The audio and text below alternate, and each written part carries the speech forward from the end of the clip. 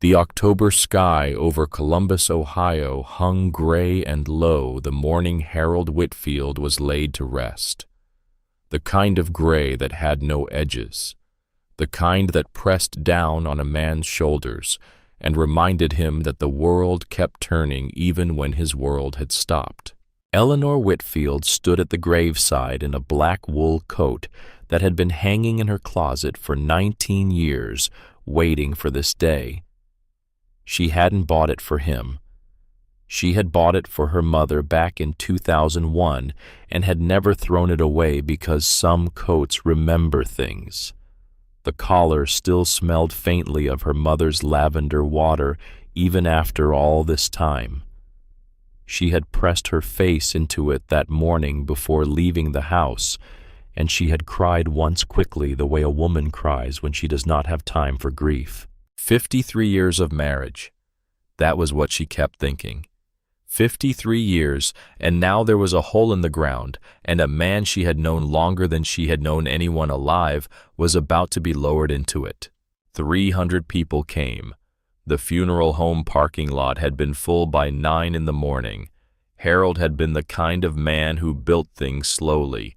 A small insurance agency in 1969 with 1 desk and 1 phone. By 1985, he had 4 employees. By 2000, he had a brick building on Elm Street, with his name in gold lettering on the front window. Half the small businesses in the county had bought their policies from Harold Whitfield. He had remembered their names. He had remembered their children's names. He had stopped at funerals and weddings and high school graduations, and people remembered that. Now they came to remember him. Eleanor stood beside the casket and shook every hand. Her feet ached in shoes she hadn't worn in 14 years. Her chest felt hollow the way a barn feels in February when the animals have been sold. But she stood. That was what you did. You stood, and you nodded, and you said thank you for coming, and you let strangers cry on your shoulder while you held your own tears in a place where nobody could find them. Her son Gregory worked the room. That was the word for it. He worked it. He was 47 years old, the age Harold had been when he opened the brick building on Elm Street, and Gregory wore a charcoal suit with a tie pin shaped like a small silver compass. He shook hands with both of his, and he leaned in close to listen, and he laughed at the right moments and grew solemn at the right moments, and not once during the entire morning did Eleanor see him touch the casket where his father lay. Diane stood near the flower arrangements with her husband, a thin man named Edmund, who managed a bank in Cleveland. Diane was 44, and she had her father's brown eyes and her mother's mouth, and she dabbed at her cheeks with a tissue that stayed perfectly dry. She wore pearls. She had borrowed them, Eleanor noticed, from her grandmother's jewelry box without asking. The pastor said all the right words. Harold had been a pillar. Harold had been a friend. Harold had loved his family. The casket was lowered. Eleanor watched her hand let go of a single white rose, and she watched the rose fall, and somewhere inside her something else fell with it. Then it was over. The reception was held at Gregory's house. Eleanor sat in a wing-back chair near the fireplace and let people come to her. She held a cup of coffee that grew cold in her hands. Beatrice, Gregory's wife, fluttered around the kitchen with a forced brightness, refilling platters, asking guests if they needed anything, making sure everyone could see how well she was managing the day. Beatrice was 43. She had married Gregory 18 years ago, and in those 18 years, Eleanor could count on one hand the times she had felt welcome in this house. By 4 in the afternoon, the guests were gone. Eleanor drove herself home. The house she had shared with Harold for 41 years felt enormous and silent. She walked from room to room without taking off her coat. She stood in the kitchen and looked at the chair where Harold had eaten breakfast every morning for 41 years. She did not sit in it. She did not touch it. She climbed the stairs and she lay down on her side of the bed, fully clothed with her shoes still on, and she stared at the ceiling. She did not cry that night. The crying came later. 2 weeks passed. Eleanor moved through them the way a woman moves through a long dream. She accepted casseroles from neighbors. She wrote thank you notes on cream-colored stationery. She ate when she remembered to eat, and she slept when sleep came, and she did not turn on the television, because Harold had loved the television, and the silence of it was the only thing that still felt like him. Then Gregory called. His voice on the phone was warm, too warm, the way a salesman's voice is warm. Mom, Diane, and we've been talking. We need to sit down together, just the three of us. There are some things we should figure out while everything's fresh. Saturday at 2 at my house. I'll have Beatrice make lunch. Eleanor said yes because saying no required a kind of energy she did not have. She drove herself to Gregory's house that Saturday. The driveway was wet from rain. She walked up the brick path with her purse held against her hip, the way her mother used to hold it, and she rang the doorbell, and Beatrice opened the door wearing a cream-colored sweater that probably cost more than Eleanor had spent on clothes in the last decade. Eleanor, come in. The kids are upstairs. Greg's in the dining room. Not Mom. Eleanor. She walked through the hallway and she saw the dining room before they saw her. Gregory was at the head of the table. Diane was on his right with a leather folder open in front of her. There were papers, stacks of them. There were yellow legal pads. There were pens lined up neatly beside her hand. They had not just been talking, they had been preparing. Eleanor stopped in the doorway for a moment, and she felt something cold travel down her spine, and then she walked in and sat down across from her children, with her purse in her lap and her back perfectly straight. Gregory cleared his throat the way men clear their throats when they have rehearsed what comes next. Mom, thanks for coming. I know this is hard, and I want you to know we're only thinking about what's best for you. Eleanor said nothing. She had learned in 53 years of marriage that silence was a tool. Gregory glanced at Diane. Diane slid a document across the table. Mom, this is the deed to the house. Dad put my name on it 12 years ago, after his first heart episode. We discussed it then, you remember.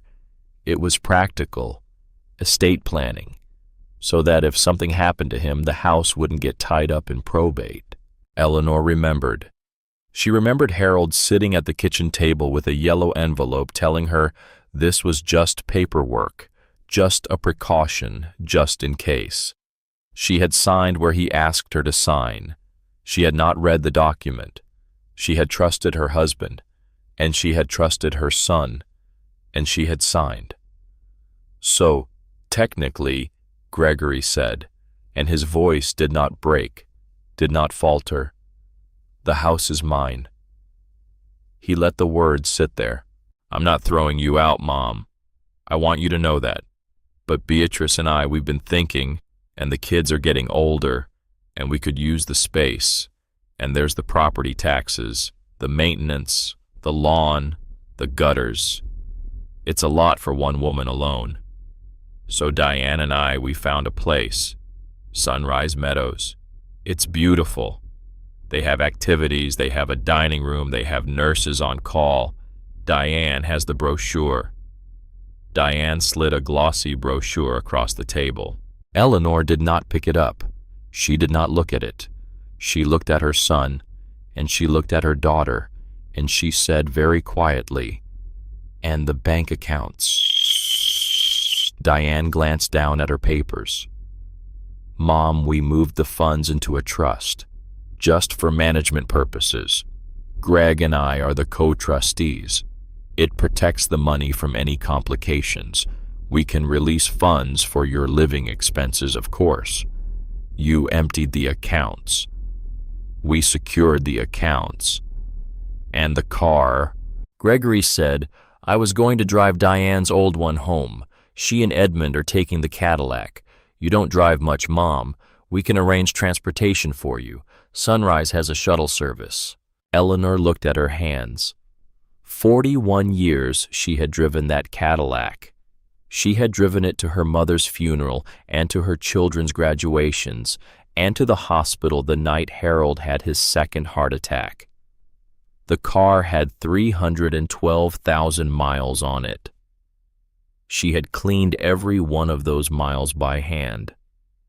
And the agency, that was always going in my name, Mom. Dad and I worked that out a long time ago. Eleanor sat very still. She thought about how many casseroles she had made for Gregory's school events. She thought about how she had taught Diane to read. She thought about the late nights she had spent doing Harold's books in the early years of the agency when they could not yet afford a bookkeeper, when she had sat at the kitchen table until 3 in the morning, balancing ledgers by hand because Harold had a meeting in the morning and his eyes were red from crying about money. She thought about 1,000 small kindnesses given freely, never measured, never asked back. And she thought about how in less than 90 minutes on a Saturday afternoon, her 2 children had divided the harvest of 53 years and left her with the husk. Is there anything left? She asked. Diane glanced at Gregory.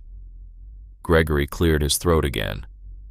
There's the farm in Kentucky, Grandpa Walter's old place. Diane almost smiled when she said it. It's worthless, Mom. It's $11,000 in back taxes. The county sent letters years ago. The house is falling apart. There's no water, no electric. Nobody would buy it. Dad always said it was a money pit. Eleanor lifted her chin. I'll take it. Gregory blinked. Take what? The farm. My father left it to me. Not to your father. Not to a trust. To me. It's worthless, Mom. It's just a piece of paper representing a debt. Then you won't mind if I keep it. Neither of them argued. Why would they have argued? They had taken the house, the car, the money, the agency. They had taken everything that could be counted. The farm was a punchline. Eleanor stood up. She picked up her purse. She did not say goodbye. She walked down the hallway past Beatrice in the kitchen, past the framed photographs of grandchildren on the wall, and she walked out the front door, and she got into Diane's old Honda, which was now hers, until Diane decided otherwise, and she drove home through streets she had driven 1,000 times. She did not cry until she got into the bed she had shared with Harold, and then she cried until there was nothing left in her, and then she cried some more, and then she fell asleep with her shoes still on. The next morning Gregory called. He was very kind. He said it would be easier if she stayed at his house while the transition was being arranged. The Sunrise Meadows reservation was being processed. Just a few weeks. A guest room would be made up. Eleanor packed 1 suitcase. She walked through her own house, and she chose very carefully what she would take. A photograph of her mother. A photograph of her father standing in front of the barn in Kentucky. A small wooden box that had belonged to her grandmother. Her father's pocket watch, which she had kept in her jewelry box for 22 years. A Bible that had her grandmother's handwriting in the front. A wool blanket. 3 dresses. 2 pairs of shoes. The clothes she was wearing. That was all. She left the rest. The wedding china. The good silver. The photograph albums of her children's birthdays. The recipe box. The ceramic rooster Harold had bought her on a trip to Williamsburg in 1978 because she had laughed at it in a gift shop. She left all of it for the children to fight over because she understood now that she had nothing they had not already taken. She drove to Gregory's house. She handed Beatrice the suitcase. Beatrice carried it up the stairs the way a hotel maid carries a bag with 2 fingers and a sigh. The guest room had a wallpaper border of pink roses. The bed was a double with a quilted bedspread that did not match the curtains. There was a nightstand with a lamp, and on the nightstand, when Eleanor walked in, there was a brochure for Sunrise Meadows. She set the brochure aside without opening it. She had been at the house for 4 days when she found the second brochure. She had been looking for an extra pillow in the linen closet on the second floor. Behind a stack of bath towels, there was a manila folder. Eleanor was not a woman who snooped. She had never read another person's mail in her life. But the folder was labeled in Beatrice's careful handwriting with 2 words, Sunrise Meadows. Eleanor opened it.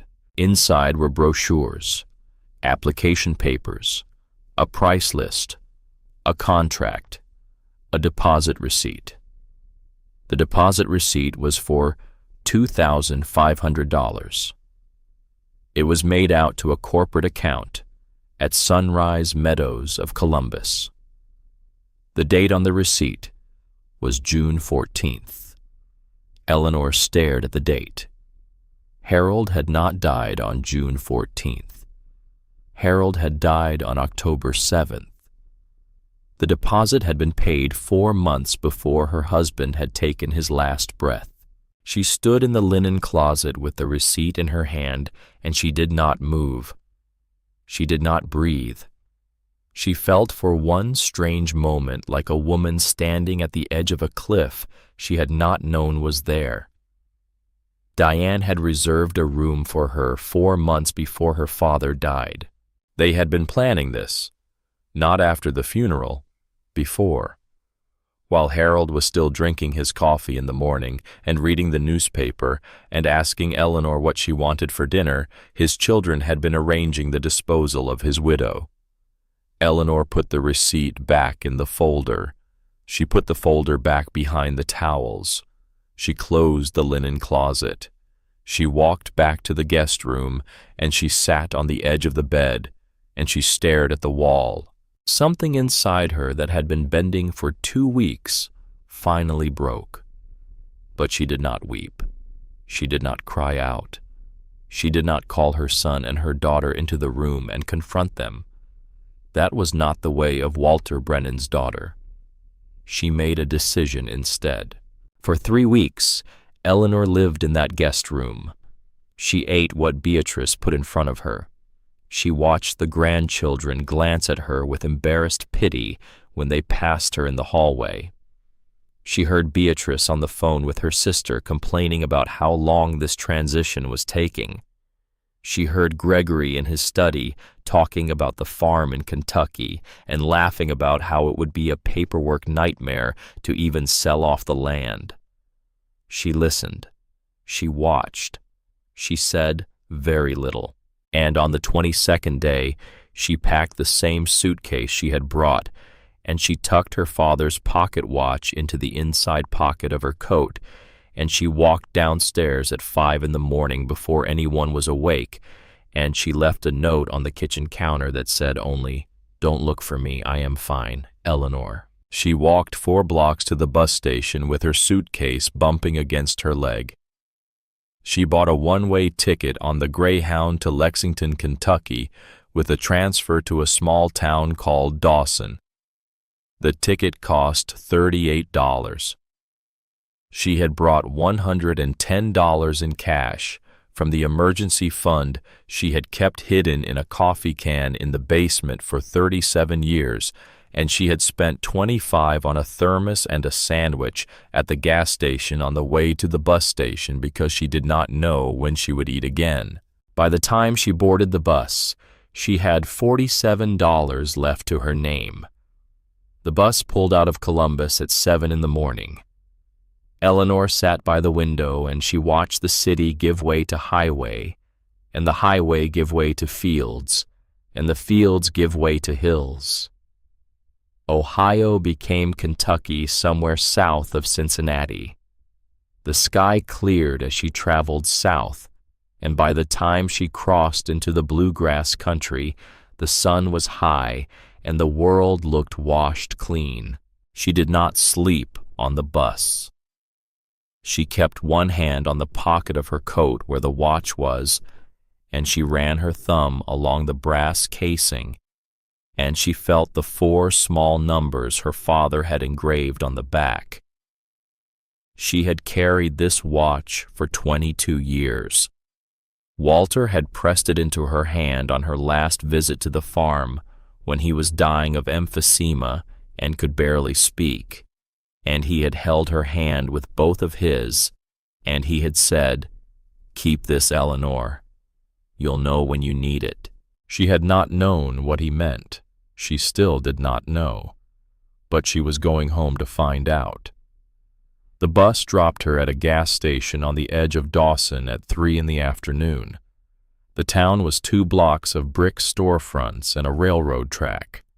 Eleanor stood with her suitcase, and she breathed in air that smelled like cut hay and diesel and something sweet she could not name.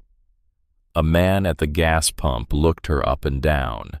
She asked him for directions to the old Brennan farm. Walters Place County Road 9 miles east. You family. His daughter. Hadn't realized Walter had kin. He kept to himself. She started walking.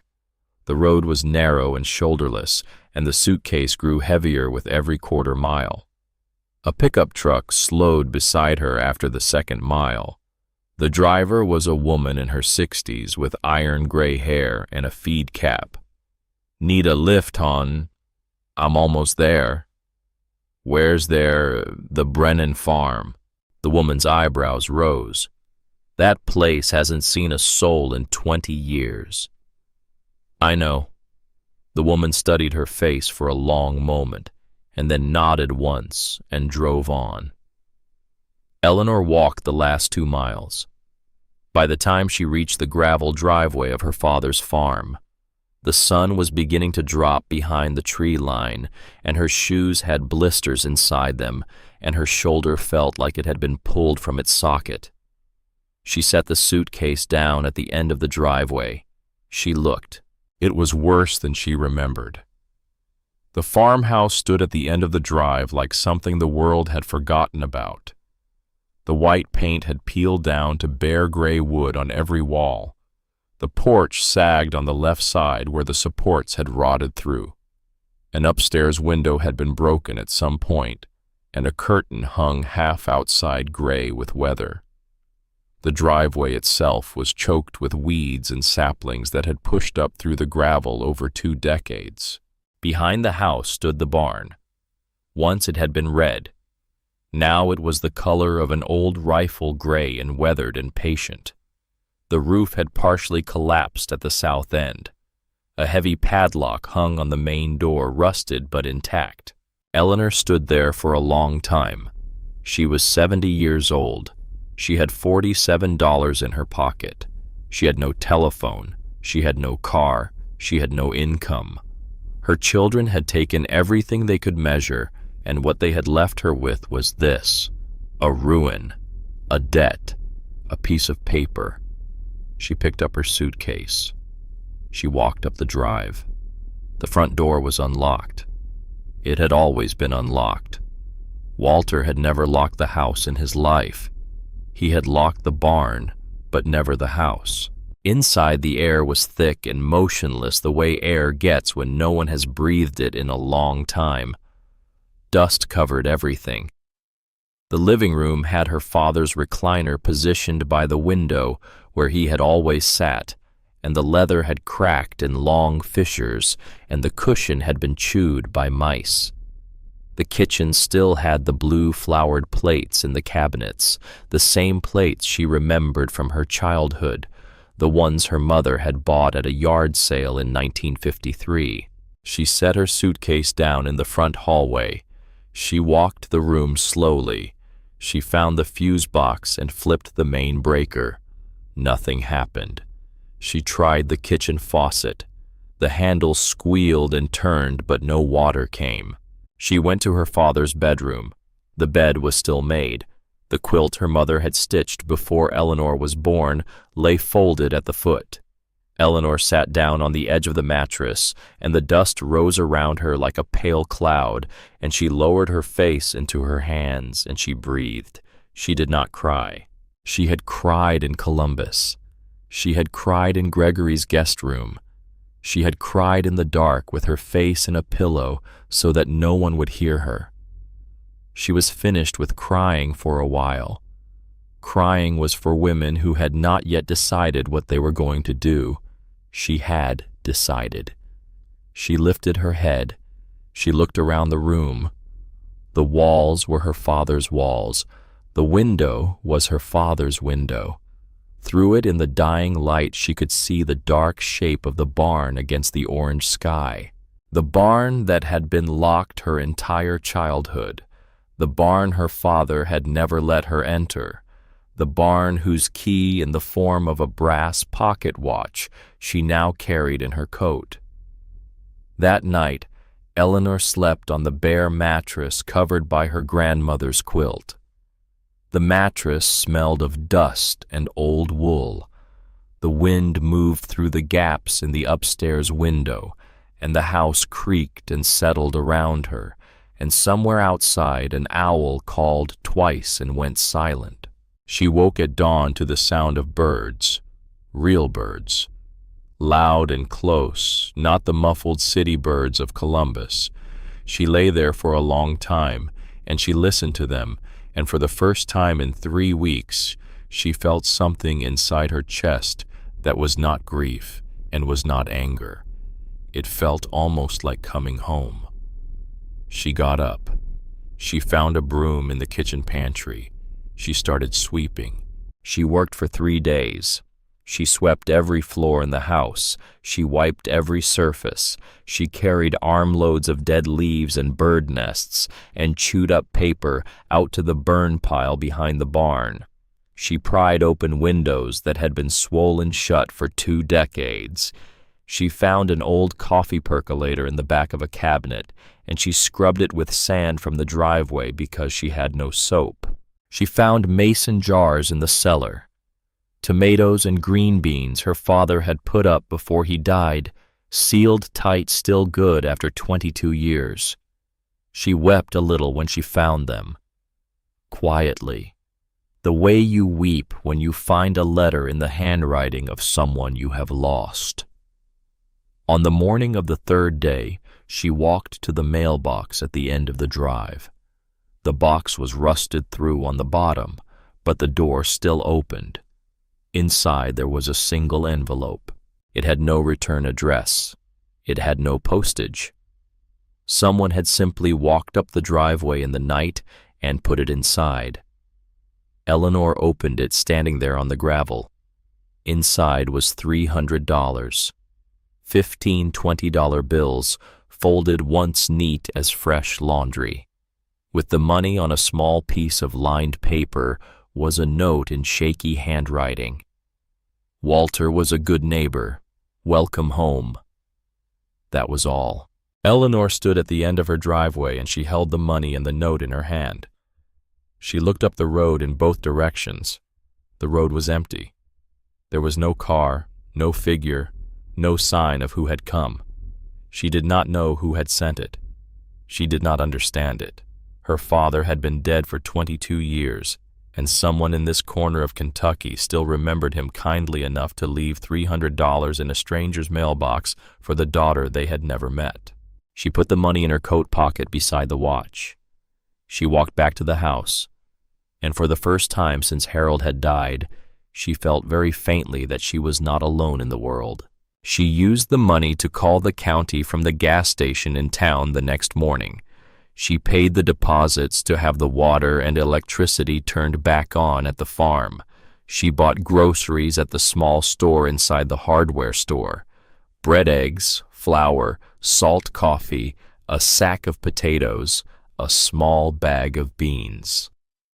She walked the 4 miles back to the farm with 2 paper bags in her arms, and she did not stop to rest because she was Walter Brennan's daughter, and Walter Brennan's daughter did not stop on a country road. That afternoon she met Calvin Holloway. He pulled up the drive in a dented Ford pickup the color of dried mud. He was a tall man, broad through the shoulders, with white hair cropped close to his skull and hands that looked like they had been used for honest work every day for 60 years. He was 72 years old. He climbed down out of the truck slowly, the way men climb down when their knees have stopped forgiving them. Eleanor came out onto the porch. She had a kitchen knife in the pocket of her apron, just in case. A woman alone learns these things. "Ma'am," he said, "my name's Calvin Holloway. I live 2 miles east past the bridge. I saw the smoke from your burn pile yesterday, wanted to make sure everything was all right." Eleanor studied him. He had pale blue eyes and a mouth that did not smile easily. He stood with his hands at his sides, neither friendly nor hostile, the way a man stands when he is letting another person decide the terms of the meeting. "I'm Eleanor Whitfield. Walter Brennan was my father."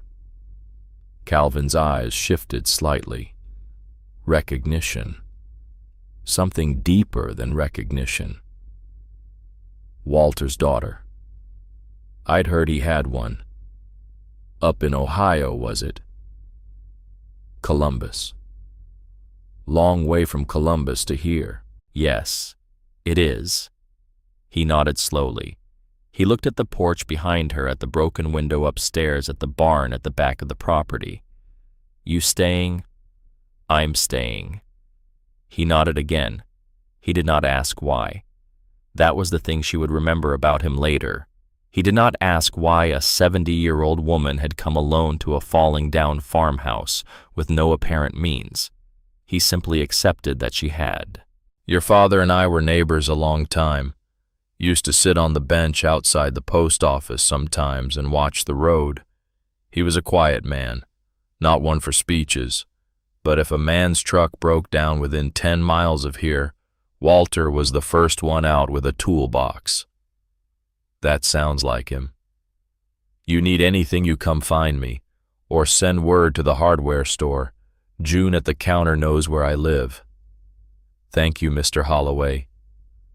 Calvin's fine. He started to turn back toward his truck. Then he stopped. He looked at her over his shoulder, and for a moment something passed across his face. Something complicated. Something he was deciding whether to say. "Ma'am, your father wasn't a simple man.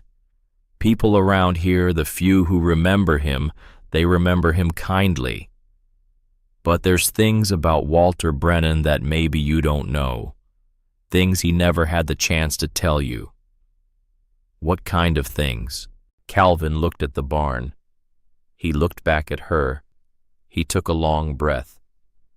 "Things that aren't mine to tell. But if you go looking, you may find them. And if you find them, don't be afraid. Walter was a good man. Whatever he did for reasons." He touched the brim of an invisible hat. He climbed back into his truck. He drove off down the gravel drive without another word. Eleanor stood on the porch and watched the dust rise behind his taillights until it settled. That evening she ate beans and rice at the kitchen table by the light of a single bulb. The electricity had come on that afternoon. The water ran brown for 15 minutes and then cleared. The house was beginning slowly to feel like a house again. She sat at the table and she looked out the window at the barn. The padlock on the door was still rusted shut. She had not yet tried to open it. She had been telling herself that she was busy with the house, that the barn would come later. But she knew sitting there that it had not been busyness. It had been fear. Some small, frightened part of her was afraid of what was inside that barn. Afraid of what her father had hidden. Afraid that whatever Calvin Holloway had not been willing to tell her was waiting behind that locked door. She washed her dish in the sink. She dried her hands on a towel that had been hanging in the kitchen for 22 years. She walked out the back door. The sun had gone down. The sky was the deep blue of late twilight. The barn stood at the end of the path like a sleeping animal, and the rusted padlock hung in front of it, and Eleanor Whitfield walked across the yard with her grandmother's quilt around her shoulders and a kitchen flashlight in her hand, and she stood in front of the barn door, and she looked at the lock. She did not open it that night, but she walked the perimeter. She put her hand on the weathered wood. She felt for the first time the strangeness of a thing she had grown up beside but had never been allowed to enter. As a girl, she had pressed her ear to the gap in the siding once when she was 12, and she had heard nothing but the wind, and her father had caught her and raised his voice for the only time in her life. He had not hit her. He had not even scolded her, really. He had simply said, "Eleanor, not this, not ever this." And she had run from him crying, and she had never asked again. She stood there now, 58 years later, with her hand on the wood, and she said quietly into the silence, "Daddy, I'm here. I'm going to look. I hope you'll forgive me." The wind moved through the broken corn stalks at the back of the property. An owl called somewhere far off in the woods. The next morning she walked back to the barn with a claw hammer she had found in the kitchen drawer. She wedged the curved end behind the padlock hasp, and she pulled, and the rotted wood gave way, and the screws tore free, and the lock fell to the ground with a soft clatter. She pushed the door open. Light fell across the inside of the barn for the first time in 22 years. It was not what she had expected. Tools hung on the walls, rusted to the point of being sculptures rather than implements. Hay covered most of the floor, ancient and gray, packed down by decades of stillness. Collapsed beams from the partial roof failure lay in a tangle on the south side of the structure. A workbench sat against the back wall, its surface buried under debris.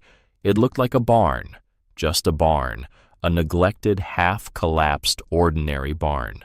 Eleanor stepped inside, carefully testing each footfall. The floor felt solid beneath her shoes. Solid. Too solid. She paused. She knelt down. She brushed away a patch of hay near the door. Underneath the hay was concrete. Smooth poured concrete, not the packed earth or wooden planks she would have expected in a barn floor, poured concrete like the foundation of a house, extending wall to wall as far as she could tell. Eleanor stood up slowly. She walked the length of the barn, kicking hay aside as she went. The concrete was consistent, no cracks, no seams, smooth professional pour. The kind of work a man hired a crew for. The kind of work that cost money. The kind of work no farmer in 1955 would have had any reason to do.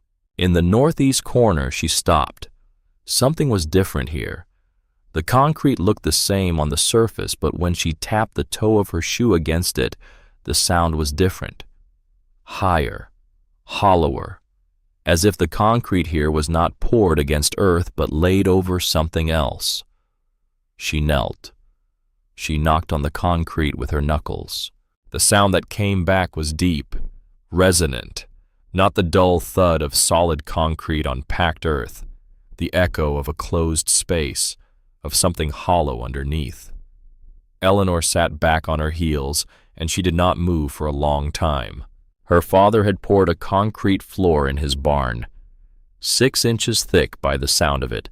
Smooth, professional, expensive work. He had done this in a county where most barns had dirt floors. He had done it in a year when he had no extra money, when her mother had been ill, when they had lived on potatoes and biscuits half the winter. He had poured this floor for one reason: to seal something underneath it, to bury something, to put it away in a place where no one would find it without first knowing it was there. Eleanor reached into her coat pocket. She took out the brass pocket watch. She turned it over in her hand. She ran her thumb across the 4 small numbers her father had engraved on the back 50 years before with the steady, patient hand of a man who had taken his time about everything important. She had carried these numbers for 22 years without knowing what they meant. Now she knew they were a key. She did not know yet what they would unlock, but she was going to find out. She closed her hand around the watch. She stood up. She walked out of the barn into the morning sun, and the wind moved through the dry grass. And somewhere beyond the tree line a crow called once, and Eleanor Whitfield, 70 years old, with $47 and 300 more from a stranger, and a pocket watch that her father had pressed into her hand on his deathbed, looked back at the barn one more time. She closed the door behind her. She had work to do. Eleanor walked into Dawson the next morning before the dew had burned off the grass. She wore a denim jacket she had found in the hall closet, one her father must have bought sometime in the 80s. The cuffs frayed soft from work she had never seen him do. The sleeves hung past her wrists. She rolled them twice. She did not have the kind of body that filled a man's jacket, but she did not need to. She needed pockets. She needed something to hold the shape of her shoulders against the wind. The walk took her almost 2 hours. Her hip ached by the time she reached the edge of town. She did not stop. Patterson's Hardware stood on the corner of Main and 2nd Street, a long brick building with a hand-painted sign and a screen door that slapped shut behind her when she entered. The bell above the frame rang once. The woman behind the counter looked up from a newspaper crossword. Reading glasses on a beaded chain. Hands that had folded 1,000 paper bags. Help you find something. A sledgehammer and a pry bar. The woman set down her pencil. She studied Eleanor for a moment. A small woman in a man's denim jacket asking for demolition tools. What are you taking apart? A floor. Concrete. Eleanor nodded. The woman pointed without expression toward the back of the store. Aisle 3. Take the 10-pound sledge, not the 16. You'll save your back. Eleanor walked the aisle slowly. She found the tools. The sledgehammer was $42. The pry bar was $18. She had $212 left from the envelope, plus what remained of the $47 she had brought from Ohio, and she needed every dollar of it to live on until something else happened. She was counting bills onto the counter when the bell above the door rang behind her. A man walked in, tall, straight-backed in the way of men who had spent their lives lifting their own weight, white hair cropped close, a canvas jacket worn soft at the elbows, boots caked with dried Kentucky clay. "Mornin', June," he said. "Morning, Calvin." He set a small box of wood screws on the counter beside Eleanor's tools. He glanced down at the sledgehammer. He glanced at her. He recognized her without surprise, the way a man recognizes a piece of land he has driven past every morning for 40 years. "That's a lot of sledgehammer for one person."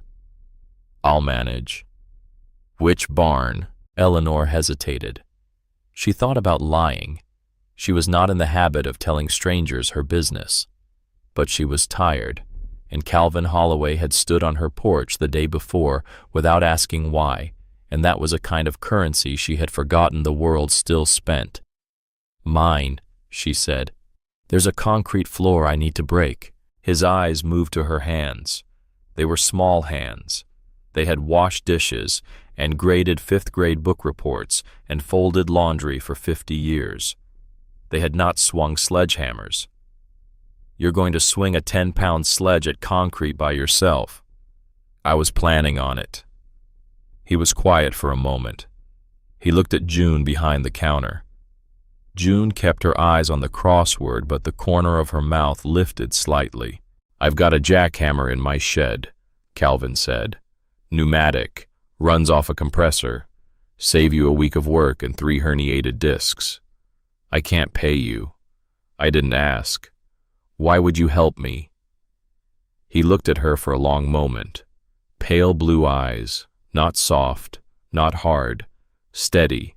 "Because Walter Brennan once pulled my father out of a snowbank in 1957, when my father had no business being out in that weather, and my father never forgot it, and I never forgot it. And because a woman your age swinging that hammer is a woman in the hospital by Tuesday." He picked up his box of screws. He walked to the counter. He paid for them in cash. "I'll be at your place at 7 tomorrow morning." "All right." He nodded once and left. The bell rang. The screen door slapped shut. June rang up Eleanor's tools without speaking. When she handed back the change, she said, "Calvin doesn't help just anyone." I gathered. Walter saved his father's life. Calvin paid that back for a long time after Walter passed. Mowed the field along the road for 15 years so it wouldn't go to seed. Never told a soul. Eleanor took her change. She put it in her pocket. She stood there for a moment with the bag of tools in one hand and the weight of $300 in an envelope, and a man mowing her father's field in silence for 15 years sitting somewhere in her chest. "Thank you," she said. She walked back to the farm with the sledgehammer banging against her thigh. Calvin Holloway pulled into the driveway at 6:45 the next morning. The pickup truck rattled with the weight of an air compressor strapped down in the bed, and a long yellow hose coiled beside it. Eleanor had coffee waiting. The percolator she had scrubbed with sand from the driveway worked just fine when she let it. She had bought ground coffee from the hardware store, and the smell of it filled the kitchen for the first time in 22 years. They drank it on the porch in silence. The morning was cool. The fields were silver with frost, where the sun had not yet reached them. Calvin sat on the top step, with his hands wrapped around the mug.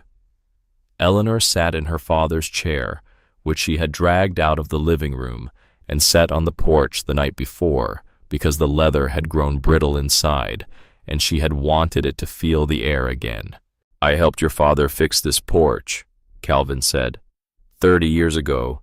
He did most of the work, just needed a man to hold the boards while he hammered. He built things. Always something, always a project. He never told me what. Calvin looked at her sideways. He did not answer. He set his mug down on the railing. He stood. "Let's go look at that floor." Inside the barn, Calvin walked the perimeter the way a man walks a stretch of land he is buying. He did not rush. He kicked at the hay. He tapped the concrete with the toe of his boot in 3 places. He knelt in the northeast corner where Eleanor had stood the morning before, and he pressed his palm flat to the cold, smooth surface, and he closed his eyes and listened. When he stood up, his jaw was tight. "There's something under here." "I know. This corner is different. The rest of the floor is solid pour, 8 inches at least, but here it's thinner, like he laid it over a cap, a hatch maybe, a door." That's what I thought. He looked at her, pale blue eyes, steady and calm. "You want me to open it?" "Yes." He set up the compressor outside the barn door. He uncoiled the hose. He carried the jackhammer inside. He showed Eleanor where to stand far enough back behind a stack of hay bales he had pulled into a barricade. He handed her a pair of safety glasses and a bandana to tie over her nose and mouth. He put on his own. He pulled the trigger. The noise was a thing alive. It filled the barn. It rattled the rusted tools on the walls. It shook the loose siding. Eleanor stood behind the hay bales and watched chunks of concrete fly. Dust filled the air in a thick white cloud. Calvin worked with the steady patience of a man who had broken floors before. He drove the chisel point in straight lines. He peeled back layer after layer. He did not hurry. After 35 minutes, the chisel hit something different. A high metallic clang rang through the barn, sharp as a struck bell. Calvin let off the trigger. He killed the compressor outside with a foot pedal he had rigged. The silence that rushed in afterward felt enormous. He knelt. He brushed concrete dust away from the fresh hole with the side of his glove. Beneath the broken concrete, the dull gray surface of steel caught the light from the barn doorway. There it is. Eleanor stepped forward slowly. He worked for another 40 minutes, widening the hole, peeling back the cap of concrete that had hidden the hatch for 60 years. When he finished, the full outline was visible. A square steel plate, 4 feet by 4 feet, set into a steel frame that had been bolted directly into a poured concrete foundation beneath the barn floor. 1/4-inch plate by the look of it. The kind of steel a man used when he meant to keep something kept. A heavy combination lock hung from a recessed latch on the near side. Brass dulled by 60 years of stillness, but intact. Calvin sat back on his heels. He wiped his forehead with the cuff of his sleeve. He did not speak. Eleanor knelt beside the hatch. Her knees ached. She did not feel them. She reached into the pocket of her denim jacket and she took out her father's pocket watch. She turned it over in her palm.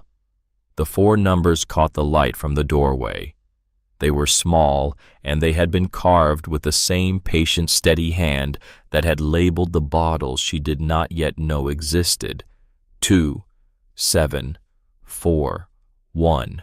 She knelt over the lock. Her hands shook slightly. She had never been good at combination locks even in school. Her fingers had always fumbled the dial. But this morning, here alone in a barn in Kentucky, with the cold rising up through the concrete into her knees, her hands moved with a calm she did not know she possessed. Right to 2, past 0-1 full turn, then back to 7, right 1/2 turn to 4, left slowly to 1. The lock clicked. The shackle lifted free. Eleanor sat back on her heels. For a long moment she did not move. Calvin watched her. He did not speak. He gave her the space of the moment without crowding it. She reached out. She unhooked the lock. She set it carefully on the concrete beside her the way a person sets down something fragile. She put both hands on the hatch. Calvin moved beside her. He helped her lift. The hatch was heavy, and the hinges groaned with a deep rusted complaint of a thing that had not moved since Eisenhower had been in the White House. They lifted it together. It swung back on its hinges and stayed there, propped open by a steel rod that fell into place automatically when the hatch reached vertical. Cool air rose from the opening. It smelled of stone and of wood and of something else. Something faintly sweet. Something old.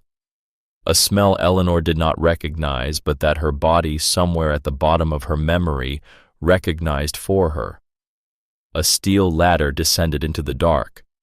Eleanor took the flashlight Calvin handed her. She switched it on. The beam picked out rungs going down, and below the rungs, only blackness. "I'll go first," Calvin said. No. She did not say it loudly.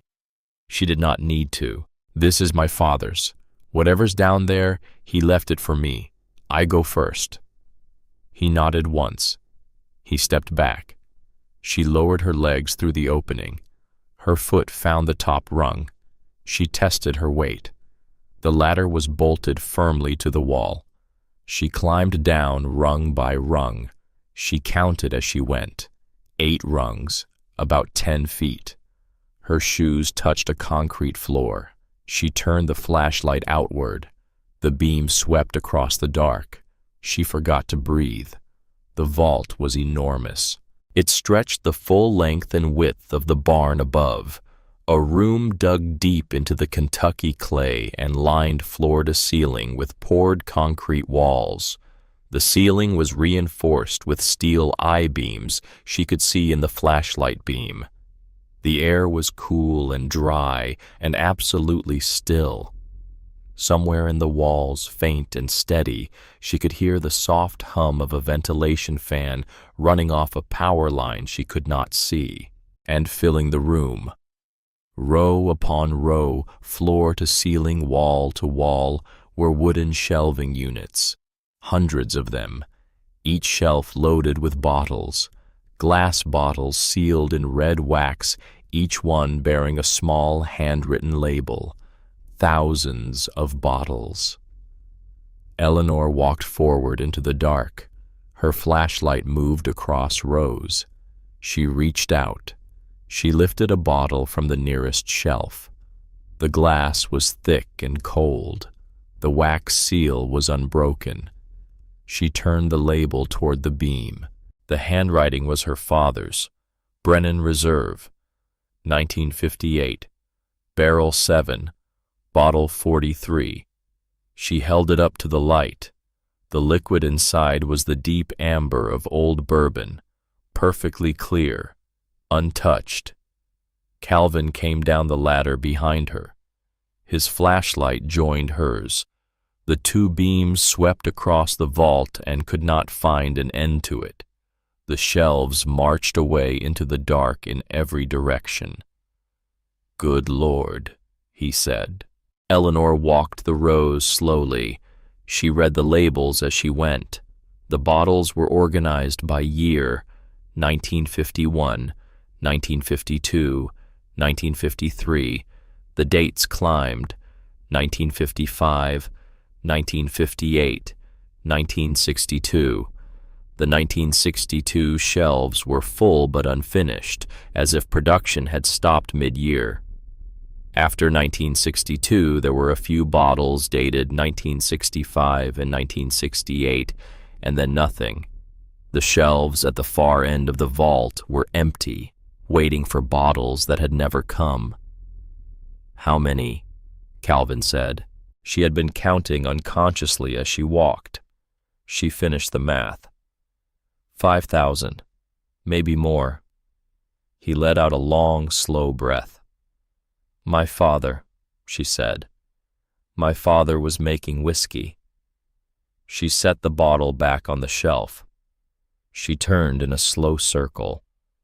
She felt for one strange moment as if she were standing inside her father's hidden mind, as if every quiet hour he had spent in this barn over 40 years of her life had been laid out in front of her in glass and amber and wax. Near the foot of the ladder there was a workbench, cleaner than the rest of the room, untouched by the slow decay that had crept down the wooden shelves. Tools hung on a pegboard wall behind it, copper tubing in coils, glass beakers, hydrometers in a wooden rack, the careful, organized tools of a man who had taken his work seriously. In the center of the workbench, weighed down by a heavy, unlabeled bottle, was an envelope. Eleanor walked to it. The paper was yellowed, but intact. Her name was written on the front in her father's careful hand, the same script she had recognized her whole life on birthday cards and grocery lists, and the tag tied to the pocket watch he had pressed into her palm 22 years before. Eleanor. She picked up the envelope. The wax seal on the back was unbroken. She broke it with her thumbnail. Calvin stepped back. He turned off his flashlight. He moved to the far end of the vault and stood with his back to her, giving her what privacy a room buried in the earth could give. She unfolded the letter. Eleanor, if you are reading this, then I am gone, and you have done what I hoped you would do, which is found this place. I owe you the truth about why I was never the father you deserved, and I will tell it to you now, and I will not hide behind softer words than the ones the truth requires. I started this in 1949. The war was over. I had come home to nothing. Your mother was carrying you. We were living in 2 rooms over a feed store in town, and the well at the farm had gone dry and the soil would not grow anything worth selling. I had 60 acres of clay, a wife with a baby coming, and a skill my own father had taught me back in the mountains when I was a boy. I knew how to make whiskey. It was illegal, of course. Federal crime, state crime, county crime. None of that mattered. I was 24 years old, and your mother needed a doctor, and you needed a roof over your head, and the only thing in this world I owned was a pair of hands and a recipe my father had passed down to me. So I built a still in the woods behind the property. I started cooking. Eleanor, I was good at it, better than I had any right to be. The whiskey I made was clean, smooth, aged right. Word got around. Men came from Louisville, from Lexington, from as far as Nashville to buy what I was producing. I charged a premium, and I got it. By 1953, I had enough money saved that I could build this vault. I poured the foundation myself. I hired a crew from out of state to do the concrete work, men who did not know where they were and did not ask. I dug the hole by hand, Eleanor. Every shovel of clay, every bucket of dirt. 2 years of nights after you had gone to sleep, after your mother had gone to bed with a single lantern alone in the dark beneath the barn floor. When it was finished, I had a room nobody knew about. Under a barn nobody cared about. On a farm nobody watched. I made whiskey for 18 years. Your mother knew. She helped with the bottling in the early days before her health failed. We aged everything in white oak barrels, bottled it when it was ready, sealed it in wax, stored it down here where the temperature never moves. I could have sold it all and lived rich. I never did. Because of what happened in 1962. Eleanor turned the page. The handwriting tightened. The strokes grew sharper, as if he had pressed the pen down harder. There was a man I trusted. He was my partner, my distributor, my friend, or so I believed. He got greedy. He wanted a bigger share. When I refused, he threatened to turn me in. When that did not work, he drove out to the farm one night with 2 men. You were 12 years old. Your mother had taken you to her sister's house in Lexington for the weekend. You did not see what happened. I will not write it for you. You do not need the details. But 3 men came to my farm that night with intentions I will not put on this paper. I had a Winchester .30-30 that had belonged to my own father. I used it. I did what a man does when his family is the thing being threatened. I buried the bodies in the ridge above the north pasture. I buried the truck the same week after I drove it 20 miles to a quarry I knew. I shut down the operation. I sealed the vault. I poured the cap of concrete you broke through to find this letter. And from that day on, for the rest of my life, I lived as if none of this had ever happened. I drove an old truck. I wore the same boots until they fell apart. I did not buy your mother the things she deserved. I did not give you the things I could have given you, because I knew Eleanor. I knew with the certainty of a man who has done what I did that any sudden display of money from this farm would draw the kind of eyes I could not afford. So I lived poor. I died poor. And I left this room sealed beneath the floor for one person. You. I left the farm to you in a trust drawn up in 1982 by an attorney in Dawson named Hollis Ward. His son took over the practice. The trust is irrevocable. It is in your name alone. Your husband cannot touch it. Your children cannot touch it. The government cannot touch it except for taxes I have paid forward as best I could. Everything in this vault, every bottle, every dollar's worth of it belongs to you and to no one else. I know I was not the father you wanted. I was distant. I was distracted. I spent my evenings in this barn when you needed me in the kitchen. I am sorry for that, Eleanor. I was building something for you, and I could not tell you what it was, and I have lived with the cost of that silence for the rest of my life. The whiskey is worth money, real money, more than the house I left you, more than anything you have ever owned. But promise me one thing. Do not let anyone take it from you, not ever. The people who love your money are never the people who love you. Trust the ones who came when you had nothing. Your father, Walter. Eleanor folded the letter slowly.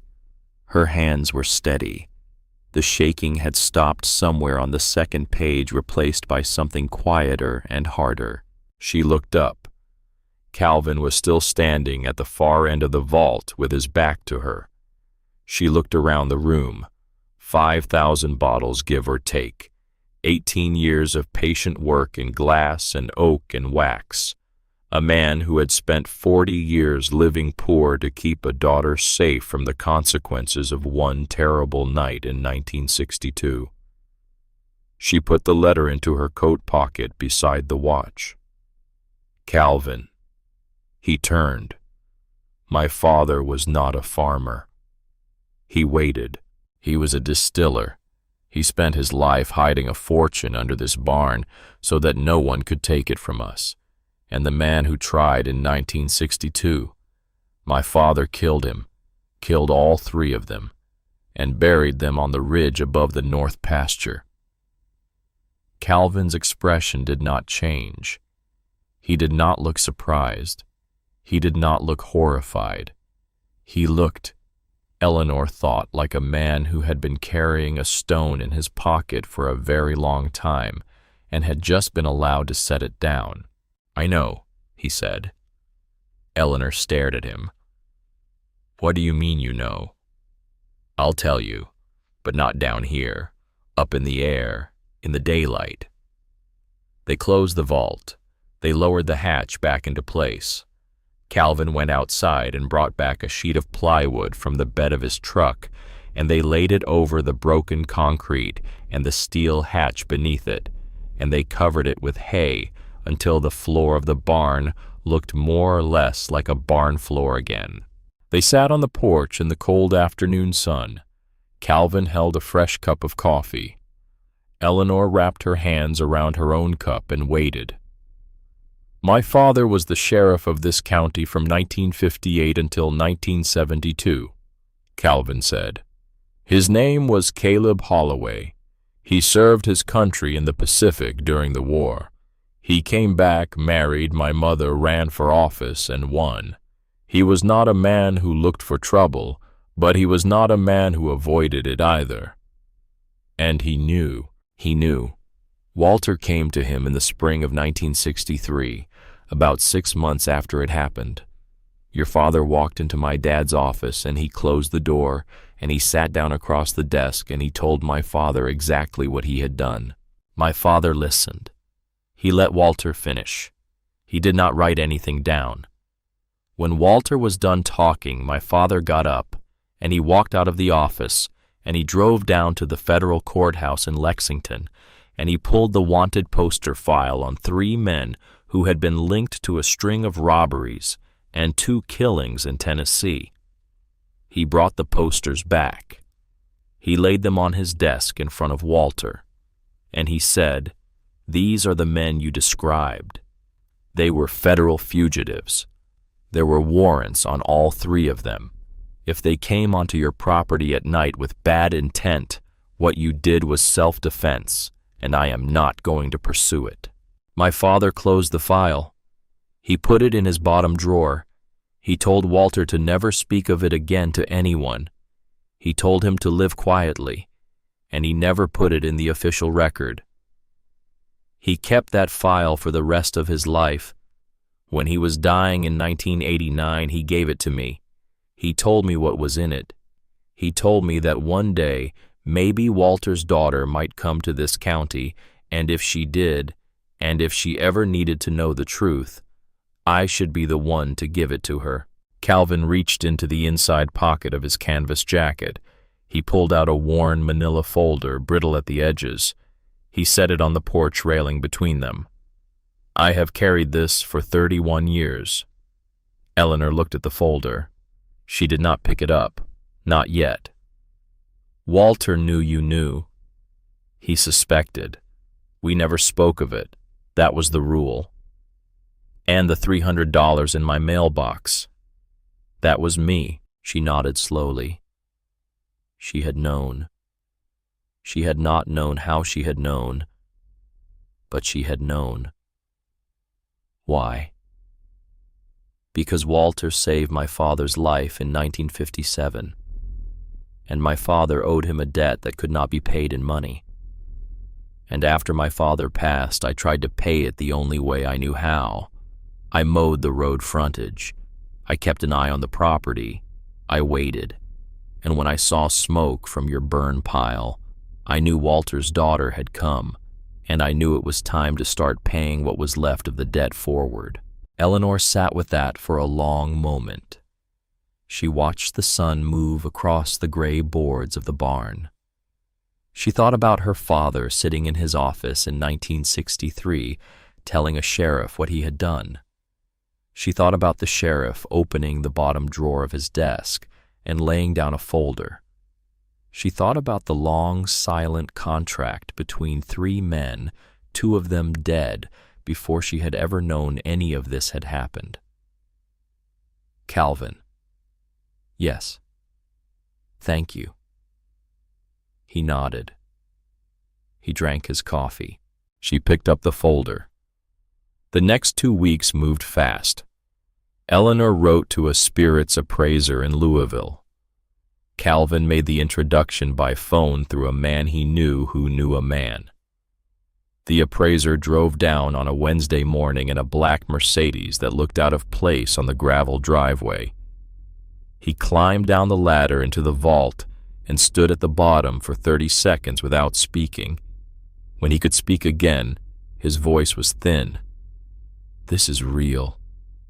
It is real." He walked the shelves. He examined wax seals. He held bottles up to the lamp Eleanor had set on the workbench.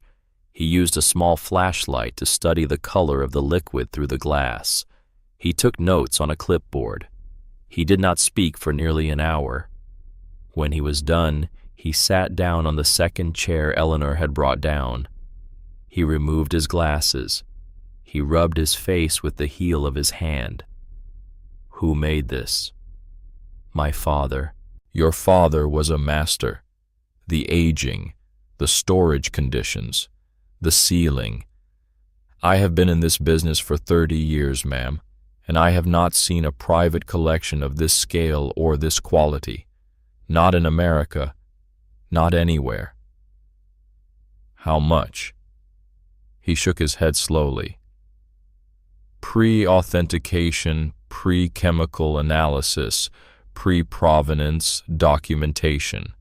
Just based on what I am seeing in this room, you are looking at $20 to $30 million. The number sat in the air. Eleanor did not react. She had expected something large. Hearing it spoken aloud was a different thing than imagining it, but she did not react because Walter Brennan's daughter did not gasp at numbers. How do I sell it? Slowly. A collection this size released all at once would crash the market. You sell in small batches, through private collectors, through select auction houses. With proper marketing, you could stretch this over 5 to 10 years, maximize the return. And if I needed cash quickly, he thought about it. I can connect you with 3 private collectors who would buy 100 bottles tomorrow. Pre-authentication. On my preliminary assessment alone, you would see somewhere between $400,000 and $500,000 on the first batch. Set up the smaller sale, 40 bottles, the 1958 vintage. I want to see how it goes before I scale up. 40 bottles, you are looking at $160,000, roughly. Do it. He left that afternoon with 10 bottles for testing in the names of 3 buyers he said would pay. Eleanor walked him to his car. He shook her hand. His hand was damp. Mrs. Whitfield, I have to ask, how is it that no one knew? My father was a careful man. Yes, he said. Yes, I would say he was. The first sale closed 8 days later. $160,000 wired into a new bank account Eleanor had opened at the Farmers and Merchants Bank in Dawson. She paid the $11,000 in back taxes the day the funds cleared. She paid the next 5 years of property taxes after that. She bought a used Chevrolet pickup, 10 years old, sound engine rust, on the fenders, $3,200 cash. She hired a roofer to patch the upstairs of the house. She bought lumber paint hinges, glass plumbing fittings. Calvin came over 4 days a week, and they worked side by side on the property. He did not ask to be paid. She paid him anyway in cash in plain envelopes she left on the dashboard of his truck. He never mentioned them, and neither did she. The farm began slowly to look like a place where someone lived. Eleanor did not call her children.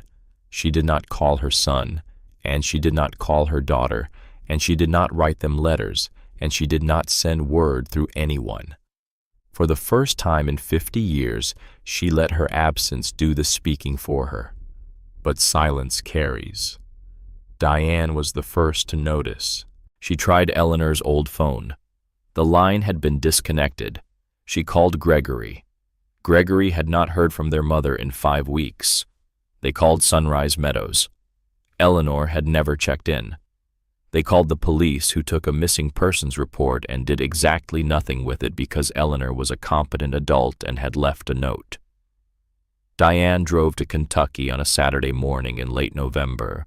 The rental car came up the gravel driveway just before noon. Eleanor saw it from the kitchen window. She set down her coffee.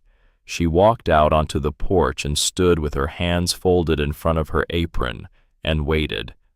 Diane got out of the car slowly. She wore a black wool coat that had cost more than the truck Eleanor was driving. Her heels sank into the gravel. She looked at the house, the fresh white paint, the new porch boards, the mended fence along the road. You painted it. Just the front. We're doing the sides next week. Who's we? A neighbor. Calvin Holloway. Diane climbed the porch steps. She stopped 2 feet from Eleanor. Mom, where did you get the money?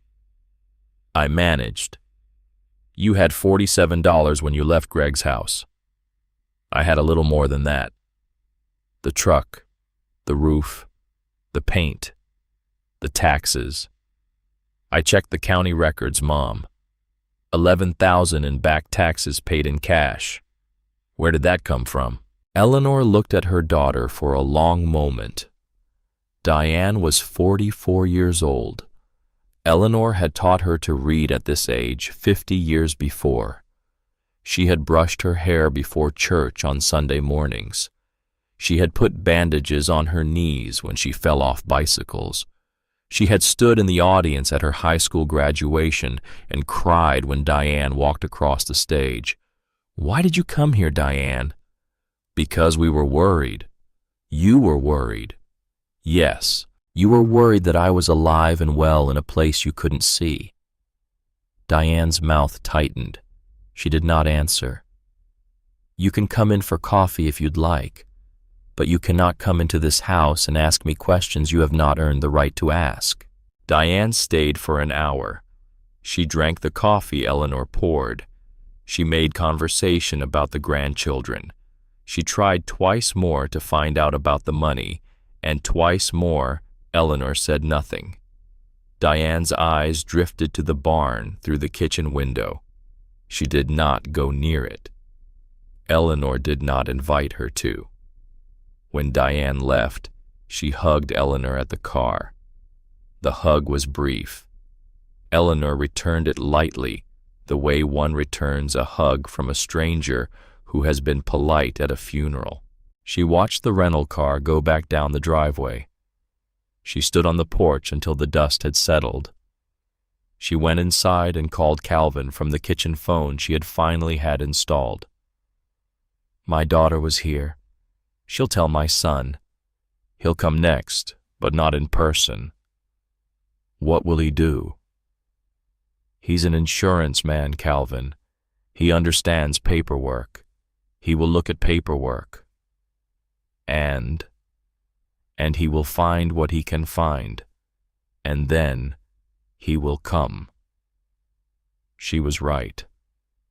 Gregory moved fast. Within the week, he pulled property records from the county assessor's office. He found the trust drawn up in 1982. He found the paid tax receipts. He called the bank in Dawson and was politely told they could not discuss a customer's affairs.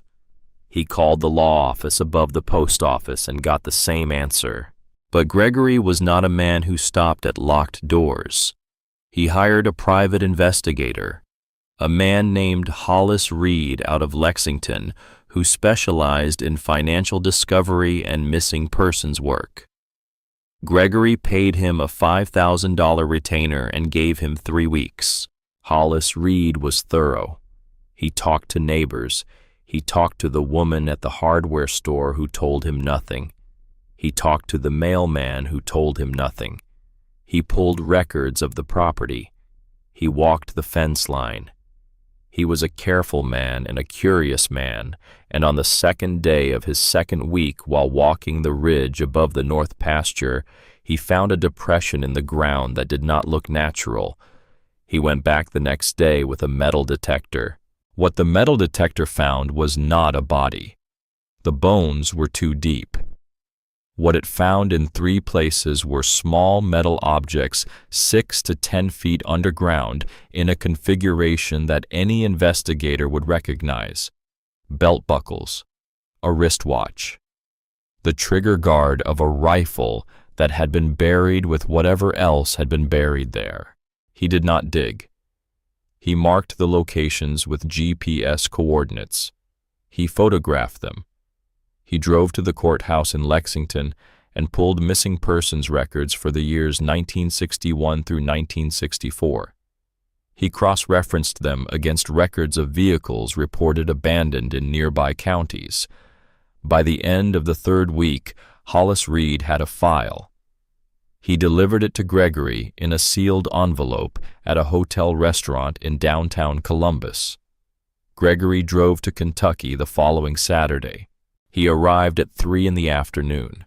He drove a black sedan up the gravel drive the way Diane had, but with none of his sister's hesitation. He parked 20 feet from the porch. He got out. He wore a wool overcoat and leather gloves and the same charcoal suit he had worn to his father's funeral. Eleanor met him on the porch. She did not invite him inside. "Mom," "Gregory, I want to talk." "Then talk." He looked at the house. He looked at the new paint. He looked at the truck in the drive.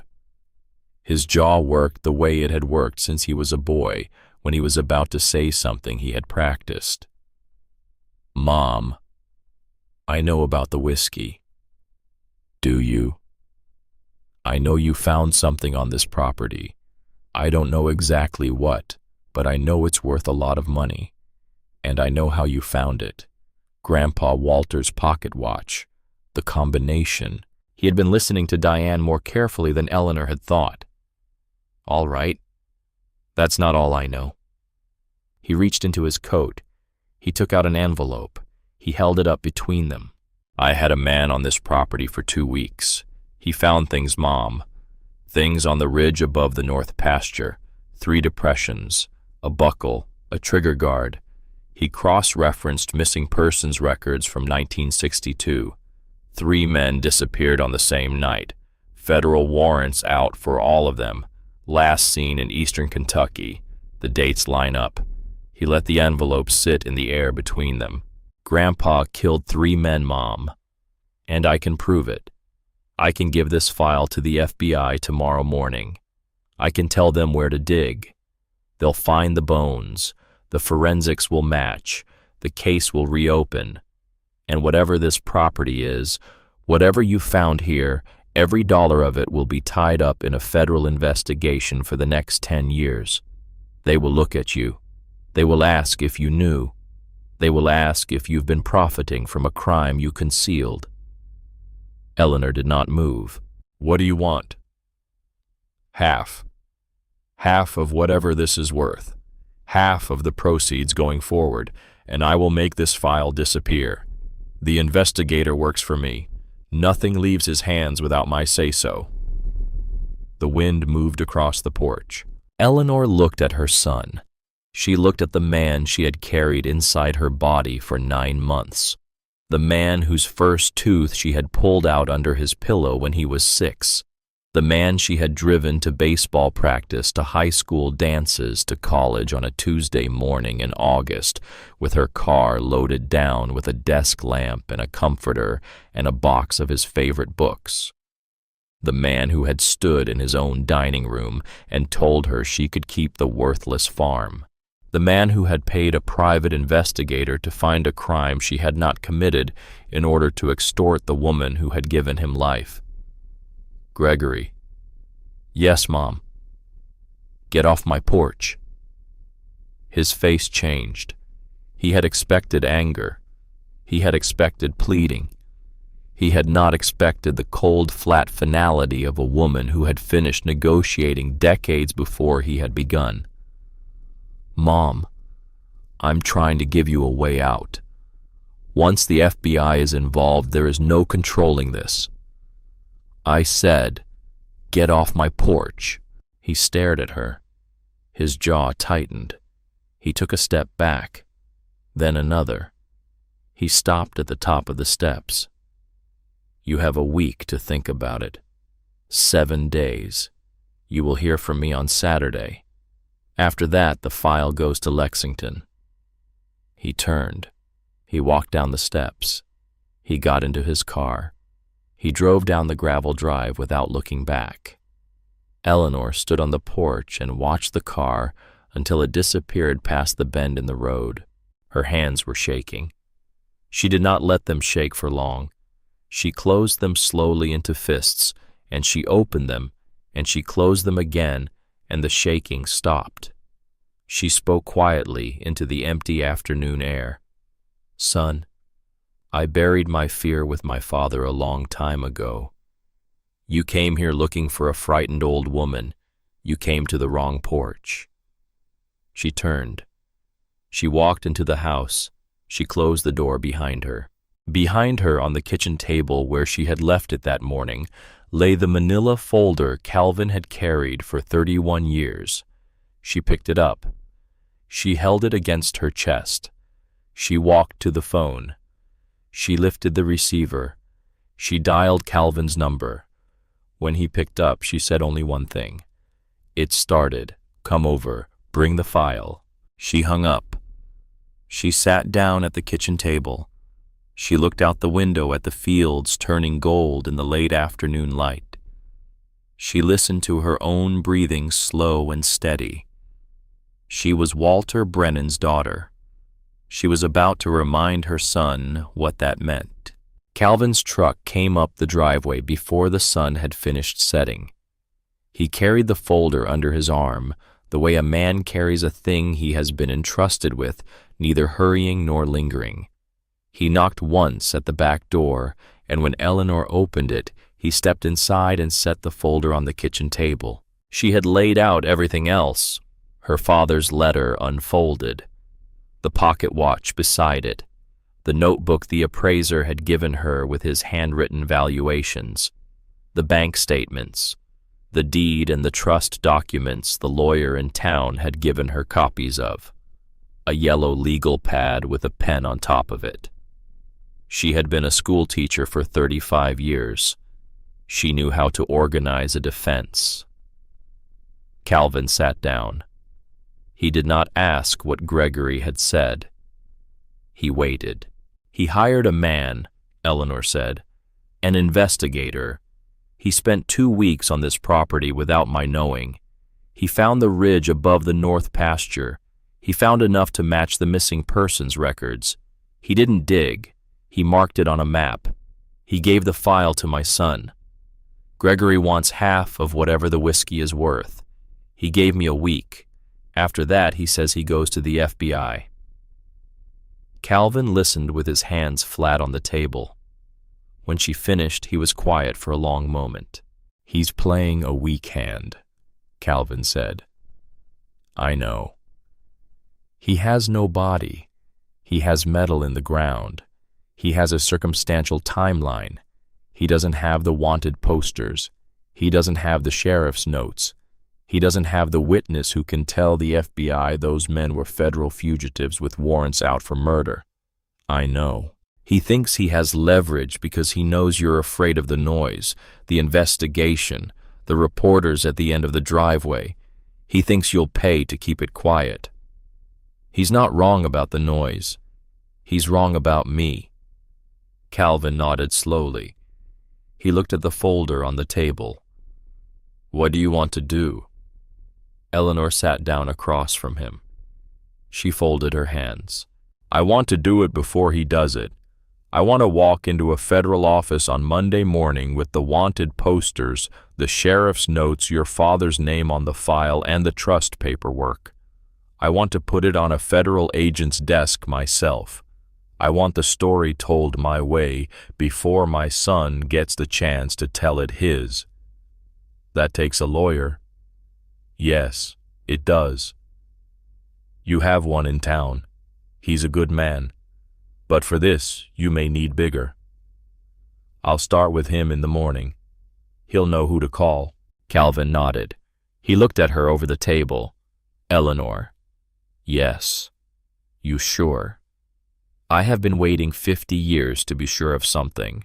I am sure of this." He left a little after 9.